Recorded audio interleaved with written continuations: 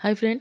তো শীতের সময় দেখবেন বাচ্চারা বা বড়রা সকলে কিন্তু অসুস্থ হয়ে যায় এবং সর্দি কাশি ঠান্ডা লাগা মানে ছাড়তেই চায় না। তো আপনারা চাইলে এইভাবে হোমমেড রেমেডিটা বাড়িতে বানিয়ে রাখতে পারেন। এটা একটুখানি মানে মটর দানার মতন একটুখানি করে যদি জিভে তলায় রাখেন খুব কাজ দেবে। তো এর জন্য প্রথমে যে পিপল স্যুট আর লাগবে যষ্টি মধু। যষ্টি মধুগুলোকে প্রথমে কাটারি দিয়ে কেটে তারপরে গ্রাইন্ডারে গুঁড়ো করতে হবে, নাহলে কিন্তু গ্রাইন্ডারে ব্লেড ভেঙে যেতে পারে।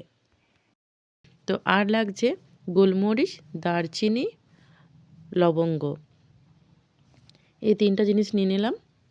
এইদিকে এখানে তিন রকম জিনিস আছে, যষ্টি মধু আছে, স্যুট আছে, আর পিপল আছে, আর যষ্টি মধু আছে। তো সমস্ত জিনিসগুলো দেখুন এরকম গুঁড়া করে নিয়েছি। গুঁড়োটা দেখছেন কীরকমভাবে হয়েছে। আর এই যে ছিপড়াগুলো দেখছেন, এটা হচ্ছে যষ্টি মধু আর স্যুটের যে সেইগুলোর এটা কোনো অসুবিধা হবে না। তো এর জন্য ঘি নিয়েছি 2 চামচ মতন। ঘিতে ভালো করে এটা ভেজে নিতে হবে, আর লো টু মিডিয়াম হিটে এটা ভাজতে হবে। একদম জাল বাড়ানো চলবে না, জাল বাড়ালে কিন্তু এটা পুড়ে যাবে, নিচে লেগে গেলে কিন্তু এটা আর কোনো কাজ দেবে না। যার জন্য একদম লো আঁচে এই জিনিসটা করতে হবে। দেখবেন এটা ভাজার সময় একটু গন্ধ উঠবে, মানে একটা বেশ মিষ্টি গন্ধ উঠবে। সেই সময় জানবেন যে এটা ভাজা হয়ে গেছে।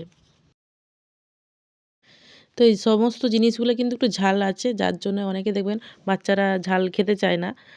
তো এই জন্য মধুটা ব্যবহার করছি। আবার যাদের অ্যালার্জি আছে তারা কিন্তু মধুটা অ্যাভয়েড করবেন। গুড় বা আপনারা মিছরি গুঁড়ো দিয়ে বাচ্চাদেরকে খাওয়াতে পারেন। আর যারা মিষ্টি খেতে চান না তারা এমনিও খেতে পারেন, কোনো অসুবিধা নেই। আর এটা খাওয়ার পরে 2 বার কি 3 বার ব্যবহার করবেন মটর দানার মতন। জিভের উপরে রাখবেন এবং জল খাবেন না খাওয়ার পরে, আধ ঘন্টা মতন। এটা করে দেখুন, মানে অসাধারণ কাজ দেয়।